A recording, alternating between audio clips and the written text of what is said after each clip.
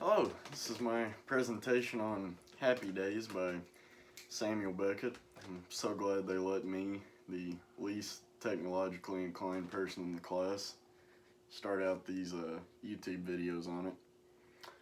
But yeah, we'll get right into it. If we look at Happy Days, we have to analyze Samuel Beckett first. And I would try to pull this around where you can see it, but I don't know how to work all that out, so just listen. Beckett was born on April 13th, 1906 in Foxrock, Ireland. Fluent in French and English. He was a playwright, director, novelist, a poet. He was one of the most influential writers of the 20th century. He studied at Trinity College and lived in Paris and France. Taught for most of his adult life. He also lived through World War II and actually had to flee Paris for a short time because of different circumstances. His most popular play was Waiting for Godot, and we'll analyze that a little bit more later on as well. And he's big on modernism and absurdism, which we will also define and analyze later on. And he passed away in Paris on December 22nd, 1989.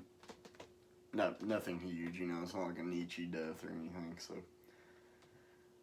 modernism and absurdism and how Beckett wrote. Modernism basically refers to really something during the 20th century, which was a break from traditional writing styles, a search for new forms of expression. This is also popular in comedy. So, like, look at the difference between, well, someone who writes like Shakespeare and someone who writes like Beckett, and then look at somebody who does comedy like Jerry Seinfeld, stories, relation, then like somebody who does comedy like Bo Burnham, right? Gimmicks, more different forms of expression. And absurdism is a belief that the universe is irrational and meaningless, that there's no reason why we're here, and even if you try to find it, you probably won't come up with anything.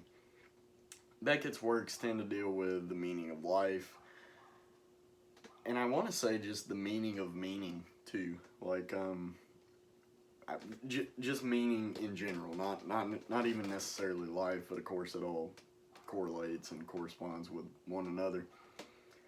And so in relation to these terms, his plays definitely tend to drift from the norms of traditional theater, and we'll look at Happy Days and Waiting for Godot with this. Happy Days is told, as you guys know, mainly through soliloquies. One character has 98% of the dialogue, and only one setting. Nobody moves. It's all talk. The setting is not visually appealing necessary, so it's all about the character, and it's all about the inside of the character. Very little, like I said, very little physical action takes place. In Beckett's Waiting for Godot, the play, again, I've never watched it or anything, but from what I understand, there's not really any scene changes. Basically two men having a dialogue the entire time. There's a few more characters, but minor parts, of course. And the play is based not on what Godot does. Godot is this unseen figure, but it's what Godot doesn't do. He doesn't show up. And then basically at the end of the play, it's like, well, should we come back and wait on him? Should we wait for him tomorrow? No. And then they're like, all right, but we will come back and wait on him. Just meaningless. Like there was never any reason to be there in the first place, and they're just waiting. So that relates to absurdism and modern. Obviously, Beckett found a new way to express himself through plays, and absurdism seems to be a lot of what his works are about. Now, Happy Days, the really hilarious thing, and I guess maybe kind of sad, I found about Happy Days was this is Beckett's response to his wife asking him to write a happy play after his most previous play. So this is his happy play. This is his comedy, I guess. It was written in 1961. It was started a year beforehand. So I'm trying to think of how this relates to maybe the world at the time. And one thing I could think of, of course, I have an American lens on everything. One thing I can think of is maybe the Cold War going on, because that did affect a lot of countries. And nothing spells a lack of meaning like war. Nothing is more destructive and sometimes just less impactful than war, especially a Cold War where nothing goes on, but you're still in hyper alert all the time like you are in war. So maybe that's kind of a response to this. Maybe it's just a relation I noticed. I don't know. We'll get into the setting. Essentially nowhere. A few scholars have said maybe it's hell, but the place is always has blistering amounts of sun. It's very bright, but not good sun, like sun that'll kill you, and no shade whatsoever. It's just huge mounds of sand and gravel. One, of course, holds the main character Winnie in place, and the only noise other than the two characters seems to be a bell that instructs Winnie when to sleep and wake. And that, you could almost call the bell a character just because this play is so thin on characters. You could call the bell one. But we'll get into the characters. Winnie, obviously the main one. She's a woman of around 50. She has faded clothes and makeup. Winnie is an eternal optimist. She takes everything, life has literally dealt her the worst hand one could possibly have, just facing death at some point. And she takes it with a smile, at least for the first 80% of the play. And yeah, she's buried from the waist up by some unknown force, and then eventually, just neck up. She's very talkative, obviously. This would probably not be as good a play if she just sat there. She hangs on to shards of her former life, and she basically lives a meaningless life because she doesn't really do it. There's nothing she can do. She can't do like the basic function of life, which is reproduce. She can't really enjoy anything. I mean, she does, but she can't really truly enjoy something. She can't go to the store. She can't, whatever she wants to do, even if it's find meaning in her life, she struggles doing that as well. Willie is her husband. He's able to crawl around backwards, apparently, like a crab or something on all fours. Crab. What crawls back? I don't know. Winnie's husband, he very rarely speaks, and he never utters more than a few words at a time. He's somewhat comedic, because when he speaks, he just kind of like that, and he's mainly shown as his head or his neck, or just like a hairy forearm, or his head, or something like that, or just a newspaper with a hair peeking out the back or something. And he is pretty well given up, it seems. Now, the bag is kind of Winnie's conversation starter. It's what it keeps her talking about her life to, when she pulls a relic out that she found, it holds, it's her connection with her life before her present state, because she did lead a normal life at one point. And it's kind of the remaining pieces of your human qualities, too, because she's kind of becoming dirt and sand. And this is what holds her onto her humanity. Now, shower, cooker, I believe is what they're called. It's really the only other humans discussed in the play. There is one other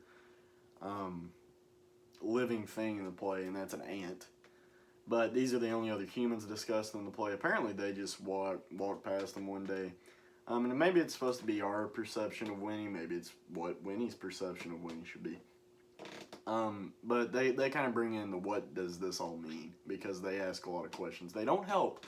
They don't discuss. They just ask questions when they saw them, according to Winnie. Themes: sex or lack of sex. And Lord, it's everywhere in this play, guys. Winnie is a symbol of sexuality.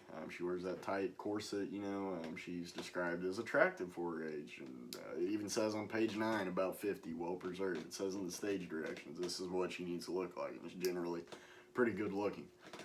And it kind of serves as irony, because all her sexuality is buried beneath the sand. You've got the quote eggs and fornication on Beckett, or on page 32. Eggs, of course, being reproductive value. Fornication is like a sensation of insects crawling on the skin. I don't know if maybe I'm not catching that all the way, but Willie's got his nude postcards. Willie is impotent, according to some analysts. Winnie does have a lot of quotes where she's like, well, you can't even get up here, and maybe that's why he doesn't save his wife either, because he does appear to have some form of movement. He says castrated male swine when we're talking about hogs, or hog sete. Winnie's talks about her former sexual encounters, like maybe her first time. She even tells Willie how to get into his hole. And even suggests maybe he uses Vaseline or active fever. I don't know, it's ridiculous. And then the name Willie, just in general, you can, I hope you get that, etc. Because there's a lot. More themes: death, life. By the way, the sex one took up like a whole slide. Death, life. The situation Winnie is trapped in is morbid. It's completely terrible. Like, when I read this, I actually was terrified. I actually had this this sneaking sensation in me that was just horrifying. Yeah, you've got the belly, you've got the scorching heat. Beckett even said himself, I wanted to think of, like, what's the worst possible situation one could be in. And you would think, like, maybe you're just on fire or something. But no, this is like something where, like, death is going to creep on you as slowly as possible. It's like in Dr. Faustus, when he says, or when his last, like, few seconds before he gets dragged off to hell are, like, so incredibly slow. And it's kind of like that, like, the closer Winnie gets to death, the slower time passes on. She has nothing to do, she can't go enjoy her life before death. But it fits Beckett's kind of motif of the meaninglessness, murdered that, and absurdity of life by describing a woman that's life simply does not matter. Like I said, the landscape could be hell, so further on death and life. And, another one would be maybe the optimism and resilience of a woman. Some researchers have pointed out that Winnie kind of embodies the spirit of a woman, taking punches from fate and life, and she faces it all with a smile as long as she can. And this is channeled in Winnie's signature line, "This is going to be a happy day." Essentially, the tie-in to the title of the play. And another one's memories as a coping mechanism. So we've got the bag. Like, you look at, like, when people are facing wartime, they've got the little things that keep them attached to life. And illustrated brilliantly by that hand symbol, or hand signal there. But yeah, the bag is what keeps her in. The end of the play, and again, there is no end. It's basically cut to black as the stage directions, and that is very common on a lot of 20th century plays. Like, I meant to talk about this. Like, so when we're looking at modernism and absurdism, you've got, take King Lear, which we read by Shakespeare, take Happy Days, which we read by Beckett. King Lear has stories. Now, King Lear's nuts, don't get me wrong. It's insane. But there's multiple characters. There is divided dialogue, divided more evenly. There are, humans to talk to. There's, two people have an intelligent conversation. It's not just a mix of soliloquies, and you don't find that in Happy Days. There's multiple settings. There's familiar themes, war and death, and that's just not modernism. That's not absurdism, and rightfully so. It's not trying to be. I'm not saying that. And then another interesting point at the end, which I've seen in a few papers, was Willie jumping on the mound at the end of the play. And Winnie's like, "What do you want to kiss? What do you want?" Some theorize that he was actually going for the gun and trying to kill himself. And that's why Winnie has the gun in the first place, is to keep it away from him. Because Willie essentially seems like a man that has given up. But, was he jumping for Winnie just to see her one last time? Was he jumping so this could be the last time you've ever seen her? Was it for the gun? And we'll never know. Beckett doesn't know, and because there is no definitive answer anywhere, including from Beckett himself. So guys, that is all I have for this play, and I hope you enjoy this. I tried to make this as entertaining as possible. I was going to have a dog somewhere, but he's not here. So anyway, guys, hope you enjoy.